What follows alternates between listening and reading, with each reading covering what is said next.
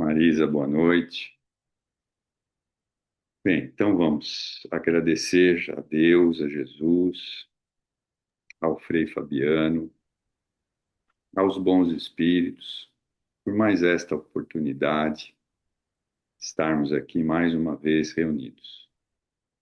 Pai nosso que estais nos céus, santificado seja o vosso nome. Venha a nós o teu reino, seja feita a tua vontade, assim na terra como no céu. O nosso de cada dia nos dai hoje. Perdoa as nossas dívidas, assim como perdoamos aos nossos devedores. Não nos deixes cair em novas e velhas tentações, livra-nos de todo mal, que assim seja. Graças a Deus. Bom, vamos pegar aqui o Evangelho, capítulo 12. Amai os vossos inimigos. Restituir o mal com o bem. Aprendestes o que foi dito. Amareis vosso próximo e odiarei vossos inimigos. Eu vos digo: amai aos vossos inimigos, fazei bem àqueles que vos odeiam, e orai por aqueles que vos perseguem e vos caluniam, a fim de que sejais os filhos do vosso Pai que estás nos céus, que faz erguer seu sol sobre os bons, sobre os maus, e faz chover sobre os justos e injustos. Porque se não amardes senão aqueles que vos amam, que recompensa disso tereis? Os publicanos não fazem também? E se não saudardes senão os vossos irmãos, que fazeis nisso mais do que os outros? Os pagãos não fazem também? Eu vos digo que, se a vossa justiça não for mais abundante da que os dos escribas e dos fariseus, não entrarei nos reinos dos céus. Mateus. Se não amardes senão aqueles que vos amam, que reconhecimento nisso tereis? Uma vez que as pessoas de má vida amam também aqueles que as amam. E se não fazeis o bem senão aqueles que vos fazem, que contentamento nisso tereis, uma vez que as pessoas de má vida fazem a mesma coisa? E se vós não emprestais senão aqueles a quem esperais receber o mesmo fator, que reconhecimento nisso tereis, uma vez que as pessoas de má vida se emprestam desse modo para receber a mesma vantagem? Mas, por vós, amai os vossos inimigos, fazei o bem a todos. Emprestai, sem disso nada esperar. Então vossa recompensa será muito grande, e sereis os filhos do Altíssimo, que é bom para os ingratos e mesmo para os maus. Sede, pois, cheios de misericórdia, com o vosso Deus, que é cheio de misericórdia. Lucas. Bom, eu não vou ler inteiro, porque é grande o capítulo, né? Mas a gente, é, eu acho que nós ainda estamos bem longe disso, né? Mas Jesus também não pede para amar o inimigo, como está escrito aí, não é? Claro, a gente tem que não fazer o mal para o inimigo, né? Esse é o objetivo. E aqueles que nos perseguem, a gente tem que orar por eles, porque isso realmente acontece.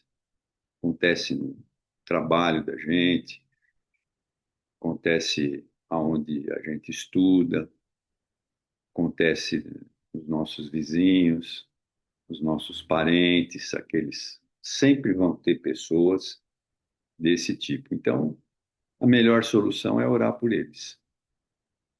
Bem, vamos pegar o nosso livro, fazer o mesmo esquema de sempre. Eu vou lendo, se alguém tiver alguma dúvida, é só perguntar, ou se alguém quiser acrescentar qualquer coisa que eu falei, fique à vontade também. Bom, deixa eu ver qual é o capítulo. Nós estamos no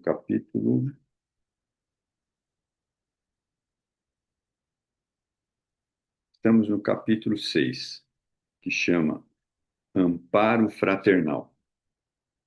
O Calderaro está contando aqui uma história de uma mãe que está muito doente, né? Está em vias de desencarne, e a filha dela, né? Que está indo para a prostituição porque tem muitas dívidas em função da doença da mãe, e ele está contando os relatos sobre isso, né? E ele coloca aqui, só para vocês relembrarem, né? Que esse procedimento que ela está fazendo vai causar problemas no corpo físico dela. Então, ele colocou lá uma série de coisas. Mas vamos lá, vou continuar lendo, tá? Chegados a esse ponto das elucidações, o orientador ergueu os olhos e considerou. Mas a justiça divina jamais desconhece a compaixão. Às vezes, nossa queda precipitada constitui mero desastre parcial a que nos arrasta o desespero, né? Ou seja, a gente fica desesperado e às vezes toma decisões erradas. A eterna sabedoria examina o móvel de nossas ações e, sempre que possível, pronto nos reergue. Somente quando nos mergulhamos no total eclipse do amor e da razão, deliberadamente, fugindo aos processos do socorro divino, mantendo-nos nas trevas completas do ódio e da negação, defrontamos com absoluta dificuldade de receber influências salvadoras. Então deveremos esperar os atritos cruéis do tempo, aliados às forças de caráter compulsivo das leis universais, né? Então, muitas vezes a gente realmente se precipita, né? E não espera o socorro, quer tomar decisões rápidas. E aí fica mais difícil o socorro. E ainda por cima a gente vai sofrer as leis, né, que ele coloca aqui, né, as leis universais. Se a jovem não pôde elevar-se a plano superior, como ave ferida pelo tiro de caçador impiedoso, a mãezinha doente permanece em poderosas orações transformadoras. Quer dizer, a mãe, apesar de tudo, continuava orando sempre. Caiu a filha para socorrer-lhe o corpo, mais cândida alcandarou-se por mais por salvar-lhe a alma. Em vista disso, o amoroso poder de Cipriana agirá esta noite, né? Então, a Cipriana é a mãe e a Cândida é a menina, tá? Calou-se o meu interlocutor, subentendo a lacrimosa menina ao auxílio magnético do nosso plano, subtraindo-lhe certa quantidade de material escuro, segregado pela própria mente e acumulado ao longo do cérebro, o que levou a efeito sem obstáculos dignos de menção. Todavia, como deixasse um tanto de tal substância na câmara cerebral, indaguei a causa dessa deliberação. Ou seja, essas atitudes que ela tomou estão causando essa parte escura no cérebro dela, né? O amigo tomou significativa expressão fisionômica e esclareceu. Tenho instruções relativas ao caso, ao caso. Julieta não deve receber hoje nosso concurso integral. Precisa manter-se enferma do corpo, de modo a ausentar-se das noitadas que costuma praticar. Em breves horas será conduzida junto de Paulino, em espírito, ao quarto de Cândida, onde a irmã Cipriana pretende dirigir-se a ela, valendo-se das breves horas de desprendimento parcial do sono. Compreendi tudo e, mais uma vez, admirei a ordem imanente na esfera do espírito. Em seguida, conduziu-me Calderaro ao serviço de assistência a um irmão sofredor, cujo caso examinaremos no próximo capítulo, a fim de não perdermos o fio do processo de auxílio a Julieta. Por volta das 2 horas, em plena madrugada, regressou comigo um instrutor ao modesto aposento de Cândida. Esta fora, do mirrado invólucro material, repousava nos braços de Cipriana, que lhe afagava a fronte com ternura de mãe. A doente, gozando extrema lucidez fora do campo fisiológico, respondeu-nos às saudações tranquila e feliz. Outros amigos conservavam-se ao lado dela, reconfortando-a para o transe definitivo. Permutávamos impressões prazerosamente quando 2 irmãos do nosso plano penetraram o quarto, conduzindo Julieta e um cavalheiro que identifiquei com intuição. Confirmou Calderaro esclarecendo. É Paulino que vem ouvir-nos, né? Paulino é a pessoa que está desviando ela do caminho, né? Diante de Cipriana, que sustentava a enferma nos braços carinhosos, ajoelharam-se ambos instintivamente, chorando comovidos. Ajudados pela assistência magnética dos mensageiros que os traziam até nós, contemplávamos a todos sob forte admiração, revelando, porém, notar que a luz da nossa benemérita instrutora lhes reclamava atenção maior, sentindo-se humilhados e aflitos. Reconheciam ali a presença de alguma coisa do poder celestial. Mantinham-se confundidos e em lágrimas quando Cipriana se dirigiu ao moço de maneira particular. Paulino, fala-me em nome da divina justiça. Que o Senhor te abençoe, a fim de que me ouças com ouvidos da razão. Escuta, não supões Julieta digna do teu braço vigoroso e trabalhador para a jornada terrestre? Que fazes da mocidade uma simples aventura dos sentidos? Não interpretas as experiências humanas como estrada preparatória para a eternidade? Que juízo fazes da vida e dos teus sublimes dons? Não partilhes o ingrato labor dos nossos irmãos menos esclarecidos, que pretendem converter a mulher numa cobaia infeliz para os jogos dos sentidos. Dignifica a tua luta de homem honrado, o sacerdócio feminino. Renascestes na terra, guardado por seu devotamento crescente sob os cuidados maternos. Encontrarás ainda na mulher o vaso dileto para os teus sonhos de paternidade criadora, porque persistes no vaidoso domínio de uma criança pobre por meio de mero impulso de egoísmo e de ostentação, né? Então, que ela está tentando mostrar para ele a situação, né? Não te confragre contemplar a prolongada aflição de Cândida, atormentada por atroz pesadelo, ante a incerteza dolorosa do porvir da filha. Desperta para os teus compromissos de natureza superior. Não vieste ao mundo simplesmente para gozar. A existência terrestre, meu amigo, é abençoado colégio de iluminação renovadora. Que motivos te impelem a um condenável procedimento? És bom e útil, inteligente e nobre. Por que te furtas a responsabilidade santificante? Nesse momento, Paulino, que chorava sob insopitável comoção, não falou, mas emitiu pensamentos que se fizeram claro para nós. Não hesitaria quanto ao casamento, ponderava raciocinando. Todavia, encontrara Julieta fora do santuário doméstico.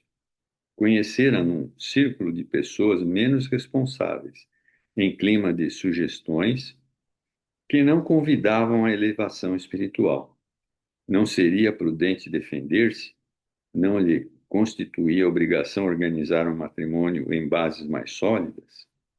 Aproximara-se da jovem num clube noturno. Encontrara-a sem lar. A irmã Cipriana, alcançando-lhe as ponderações, porque tornou firme após ligeira pausa. Perante o teu critério de homem de bem, as aflições de Julieta a tornaram credora de maior amparo. A pobrezinha não procurou uma casa de entretenimentos menos digno, alimentando segundas intenções. Não lhe conheces, porventura, as preocupações absorventes de filha dedicada? Não sabe que seus pés ali buscavam trabalho e arrimo, proteção e recurso? Enquanto diligenciava as meras distrações para a mente ociosa, Julieta vivia humilhações tentando ganhar o remédio necessário à mãezinha enferma. Como absorver a ti mesmo e consolá-la? Com que direito chasqueaste a responsabilidade de uma jovem que visitava a tão sagrados objetivos? Haverá vileza no sol quando seus raios incidem no pântano? Será culpado o lírio que adereça um cadáver? Paulino sacode a consciência atormentada pelas facilidades humanas. Ainda não sofrestes quanto devias para sacrificar e amar a vida. Não desprezes o ensejo que te se oferece. Coopera no resgate de jovem mulher que te não surgiu no caminho por mero acaso. O amor e a confiança não constituem obras de improviso. Nascem sob as bênçãos divinas, crescem com a luta e consolidam-se no século. A simpatia, no mais das vezes, é realização de milênios. Não te aproximarias de Julieta com tamanho apego se ela já não figurasse em teu pretérito espiritual. Dedica-te a ela, salva-a da loucura e da inutilidade. Oferece-lhe o braço de esposo, honrando a vida antes que a morte te despeça o vaso físico nas mãos invencíveis. Então vejam que é uma coisa incrível, né? As pessoas que atravessam a nossa vida sempre têm alguma ligação de passado. Quer dizer, não é sempre, né? Porque a gente não conhece o mundo inteiro, né? Mas, via de regra, a gente tem uma ligação de passado, principalmente quando existe, por exemplo, uma afinidade entre as pessoas, né? Mas a gente precisa sempre tomar cuidado com as coisas, né? Porque, por exemplo, ele está aproveitando essa situação e abusando da moça, né? Esquecendo que eles têm, esquecendo não, ele não sabe que eles têm um passado, né? Então, a gente precisa se acautelar. É mais nobre dar que receber, mais belo amar do que ser amado. Mais divino sacrificar-se que extorquir alheios sacrifícios. Não te causem, moça, a crítica do mundo. A sociedade humana é venerável em seus fundamentos, mas injusta quando extermina os germes de regeneração espiritual para a vida superior, a pretexto de preservar-se. Porque no caso aqui, vamos supor que ele teve essa afinidade com a menina, mas vamos supor que isso até foi programado pela espiritualidade para que eles tivessem uma chance de se encontrar e muito provavelmente ele deve ter feito alguma coisa de errado. Estou conjecturando só, né? Alguma coisa de errado com ela num passado distante e seria a oportunidade para ele rever essa situação, né? E ele está fazendo justamente o contrário, né? Venha a nós, Paulino, o Senhor abençoar-te-á o gesto digno. Amanhã, Cândida viverá as horas derradeiras da atual existência. Dá-lhe a paz, restitui-lhe o bem-estar, pelo muito que se mortificou para conservar a filha em posição respeitável.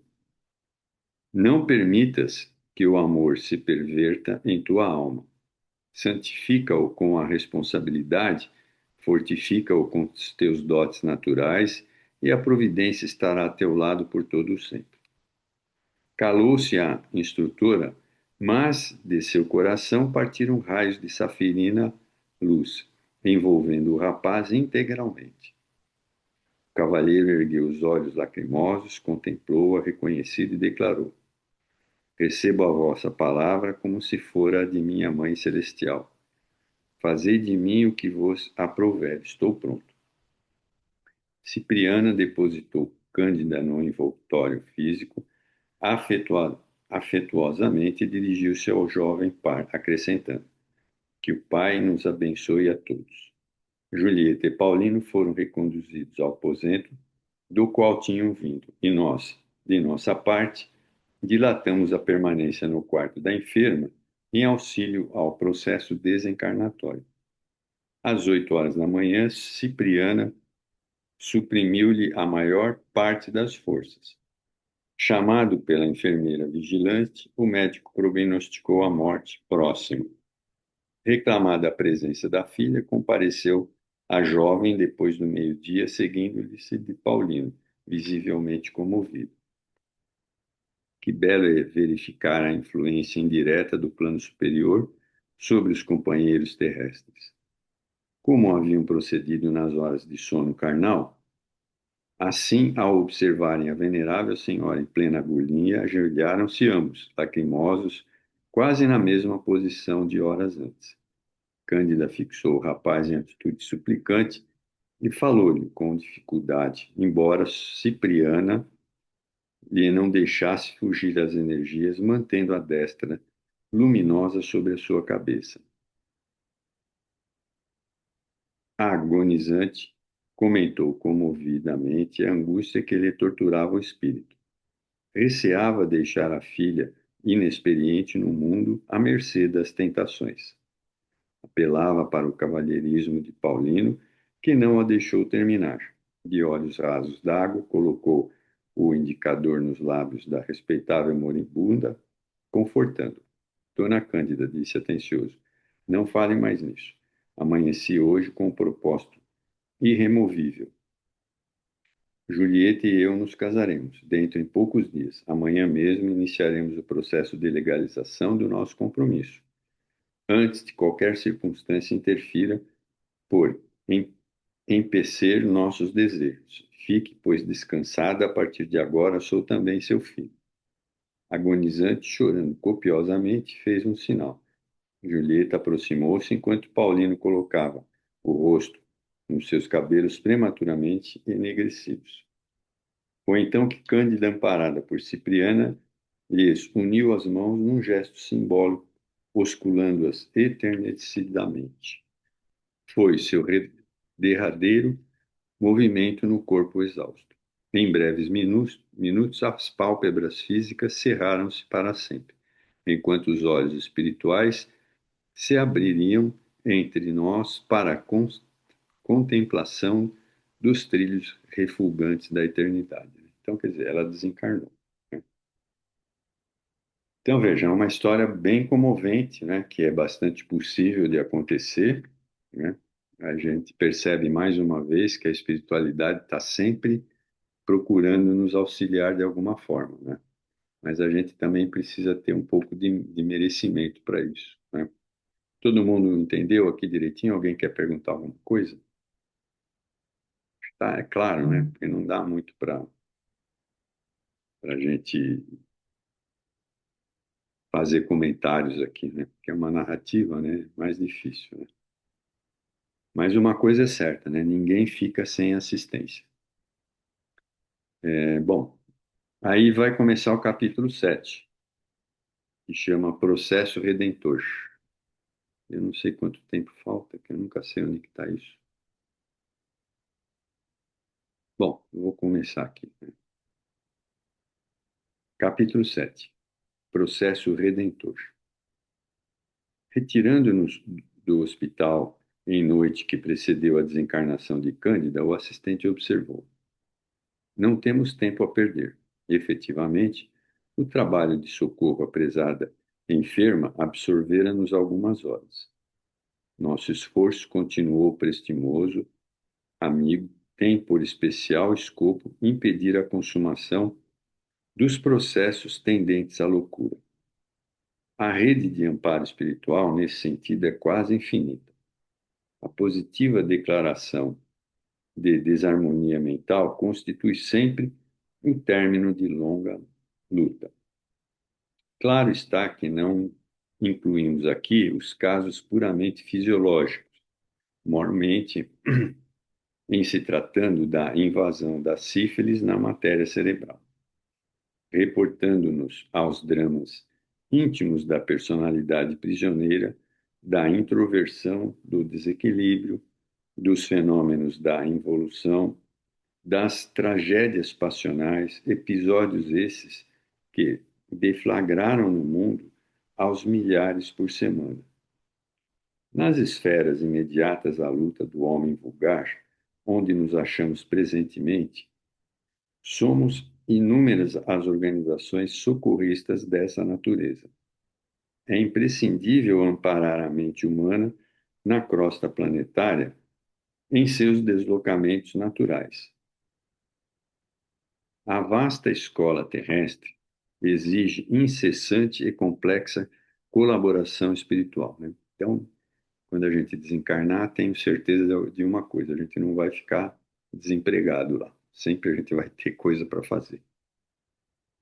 Indubitavelmente, a divina sabedoria não se descuidou da programação prévia de serviço neste particular. Se encarregou a ciência de superintender o desdobramento harmonioso dos fenômenos pertinentes à zona física. Se incumbia a filosofia de acompanhar a essa mesma ciência, requerendo-lhe os valores intelectuais, confiou à religião da tarefa de velar pelo desenvolvimento da alma, propiciando-lhe abençoadas luzes para a jornada de ascensão. Agora está falando aqui, 10 minutos finais. A crença religiosa, todavia, mormente nos últimos anos, tem se revelado incapaz de tal cometimento. Falta-lhe pessoal adequado, enquanto a edificação científica no mundo se apresenta tal árvore gigantesca, abrigando em seus ramos, refertos de teorias e raciocínios, as inteligências encarnadas, a religião subdividida em numerosos setores, da ideia de erva raquítica a definhar no solo. Está chegando. O amor divino, porém, não ignora os obstáculos que absorvam os círculos da fé. Sem investigação do conhecimento, basta o valor intelectual, o processo religioso demanda altas possibilidades de conhecimento. A primeira requer observação e persistência. O segundo, todavia, implica vocação para a renúncia. À vista disso, colaborando com os trabalhadores decididos em inúmeras legiões de auxiliares invisíveis ao olhar humano, se desdobram em toda parte, socorrendo os que sofrem, incentivando os que esperam firmemente no bem, melhorando sempre. Então, e veja, isso é uma constante que a gente tem falado, né? Nunca nós estamos sozinhos. A gente sempre vai estar cercado de irmãos, né? Aqueles que nos precederam, familiares, ou aqueles que foram de nossa família muitas em outras encarnações que a gente hoje não conhece aqui, mas que se predispõem a nos auxiliar sempre, né? Então, a gente tem que colocar isso sempre na cabeça, nós não estamos sozinhos. Nosso esforço, portanto, em torno da mente encarnada é extenso e múltiplo. Forçoso é convir, no entanto, que se o programa dá motivo a preocupações, é também fonte de prazer. Experimentamos o contentamento de irmãos mais velhos, capazes de prestar auxílio aos mais novos. Indiscutivelmente, somos em humanidade uma só família. É isso que ainda a humanidade não consegue entender, né? Nós não somos só parte da nossa família, né? Nós somos partes da humanidade, né? O dia que todo mundo entender isso, ou a grande maioria, não vai ter mais guerra, né? Então, mas acho que ainda está meio longe disso. Alguém quer comentar alguma coisa? Fica à vontade, hein? Não? Então vamos lá.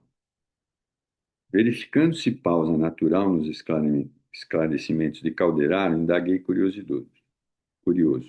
Como se opera, entretanto, a administração de tais auxílios indiscriminadamente, quer dizer, feito ao acaso esses auxílios?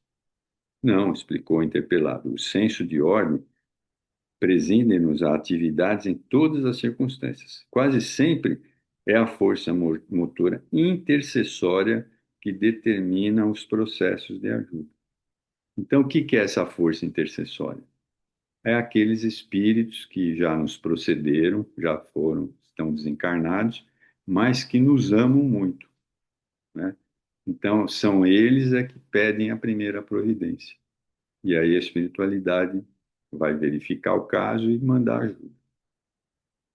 A prece representada pelo desejo não manifestado, pelas aspirações íntimas ou pelas petições declaradas, provenientes das zonas superiores ou surgidas do fundo vale onde se agitam as paixões humanas. É a rigor o ascendente das nossas atividades, né? Então, vejam, a prece, pedindo, né? Dispunha-me a formular certa pergunta, oriunda de velhas concepções do separatismo religioso, quando Calderaro percebeu minha ponderação, prestes a exprimir-se, acrescentou calmo. Não aludimos aqui à oração ou à aspiração de correntes idealísticas determinadas. O dístico não interessa.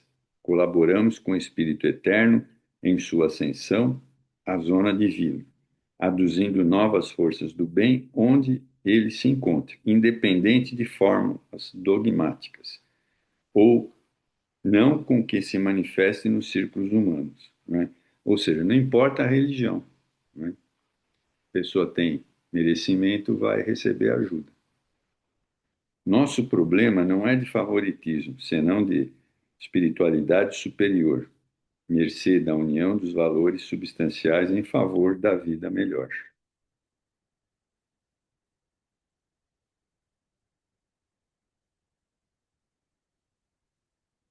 A essa altura das lições que eu recebia em forma de palestra ligeira, enquanto nos movimentávamos em serviço, atingimos residência de aspecto simples, que se distinguia pelo jardim bem cuidado em toda a volta. Olha, faltam 4 minutos, eu vou parar aqui, tá? Porque aí ele vai contar a história da pessoa, senão depois todo mundo esquece. Bom, e aí, o que vocês acham? Que a espiritualidade nos ajuda sempre ou não, né?